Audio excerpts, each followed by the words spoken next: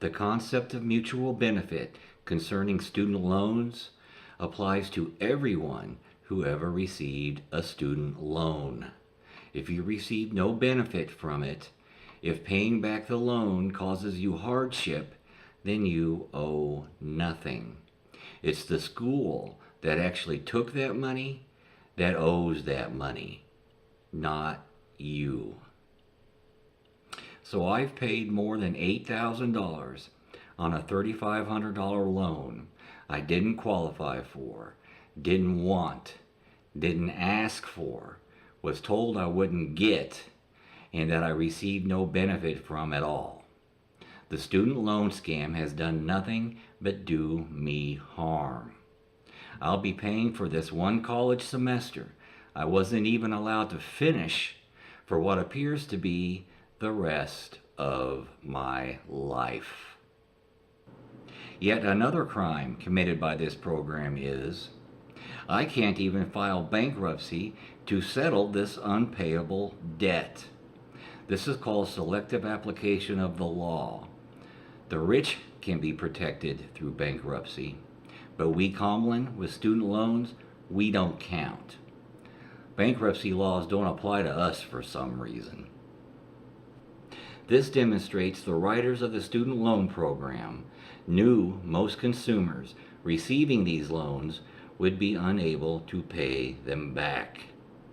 The program was never intended to provide educations or any betterment in economic condition, but it was to create a lifetime of unrecoverable debt.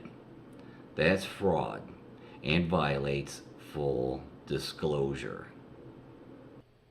The student loan program not only allows for the violation of contract law, but also the Constitution.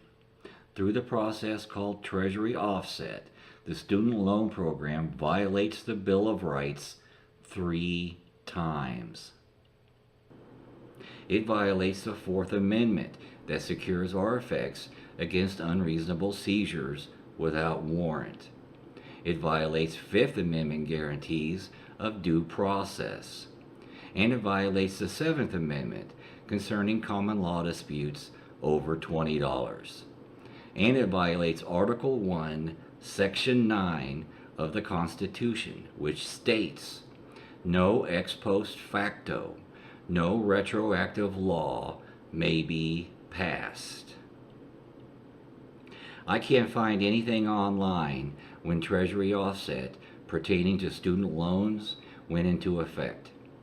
But they started my offset more than a decade after the loan went into default. Nowhere was offset listed on the promissory note. Also, no mention that I'd be risking any of my Social Security.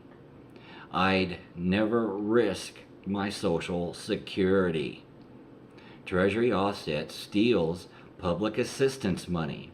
It steals money from the poor.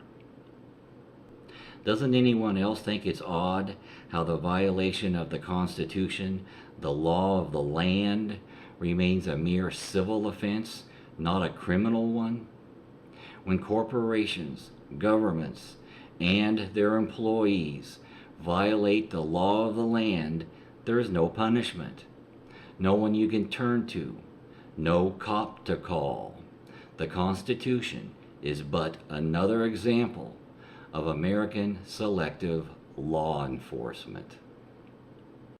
The student loan program has ended up being just another welfare program for the rich. The program was obviously written to guarantee profits for a new and more predatory educational industry. The elite can't legally corrupt the government to enforce the profits of private enterprise. That violates contract law and clearly oversteps the bounds of governmental authority. If the true intent of the student loan program was for the betterment of the common, it's failed miserably. And there were better ways to achieve it. Ways that have worked fairly well in other predominant societies for centuries. Let's go back to the beginning of this program. When they first heard the idea about solving the problem of poverty by putting the poor even further into debt through a student loan program, who were the morons who responded, "Now that's a good idea"? The student loan program was written by corporations, banks, and colleges for their benefit. That's called a conflict of interest. That makes the student loan program illegal from the start. A conflict of interest proves absence of good faith. One of the first steps equalism will take to equalize society is to stop letting the elite write all the laws. And there used to be things called apprenticeships, internships, and on-the-job training. Paying for college to get a job is paying for your own on-the-job training. It's your employer's job to train you. What's the point of having a job if it costs you more to get the job than what you're paid after you have the job? And the sliding fee scale is yet another solution. When applied, the sliding fee scale would eliminate the need for all government social programs. Food stamps, Medicare, and forced insurance would all be unnecessary. The government programs now in place actually only result in huge bureaucracies and government dependence. We poor are damn tired of being dependent on the government. The government is actually simply paying for the extortion demanded of you by corporations. But the student loan program doesn't even do that. It only delays the extortion you're going to be forced to pay. It's very unjust indeed when they can force us to pay for things but won't force the people who we're forced to give our money to give us anything of value in return. They can force us to give money to an educational institution, but it won't force the educational institution to give us an education. People never got rich because of a college education. It was the wealth people already possessed that allowed them the college education, not the other way around. Now they've turned education into a commercialized, advertised product like a $50,000 box of donuts. They're selling, they're mass marketing, they're pushing debt onto the consumer without disclosing its true consequences. This is fraud, and fraud violates full disclosure. Consumer, criminal, constitutional, and contract law are all violated by the student loan scam, and it's failed in its goal as expressed in its mission statement. One of the horrible propensities of predonomics is to perpetuate failed policies.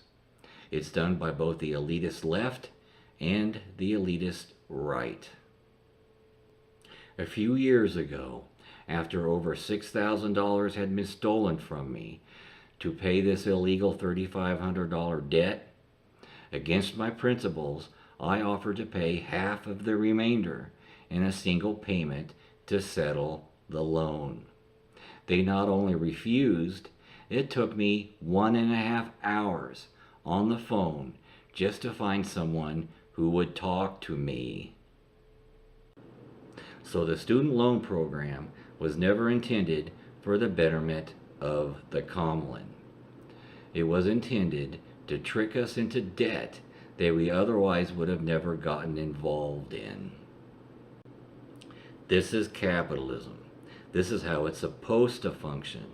They want the entire human race, all of us, in lifelong, perpetual debt. This way, it's impossible for any of us, except the elite, to actually own anything. These internet cloud scams work the exact same way. You can't pay for anything outright. You must continue to pay for a lifetime, and the corporation retains ownership of what you bought. I don't care if any lawyer agrees with this or not. A lawyer that agrees with this no more validates this argument than a lawyer that disagrees invalidates this argument. Stop putting your faith in elitist professionals. The elite aren't superhuman. They aren't more ethical. They aren't your superiors in any way. Their opinions are no more valid than yours are. All the elite lie, cheat, and steal. Stop depending on their validation. I'm not saying any of these arguments would be enforced in a U.S. court of law. I'm saying the exact opposite, and that's the problem. Fascists don't give a damn about any law. When you have the elite writing their own laws, mixed with selective enforcement of the law and privileged violation of the law, you have no law. You have a lawless society. We have a lawless society. The elite, cops, judges, politicians, and businessmen do whatever they want, whenever they want. That's a violation of contract law. This is fraud on a mass scale. We don't want debt forgiveness. We want the money stolen from us returned to us.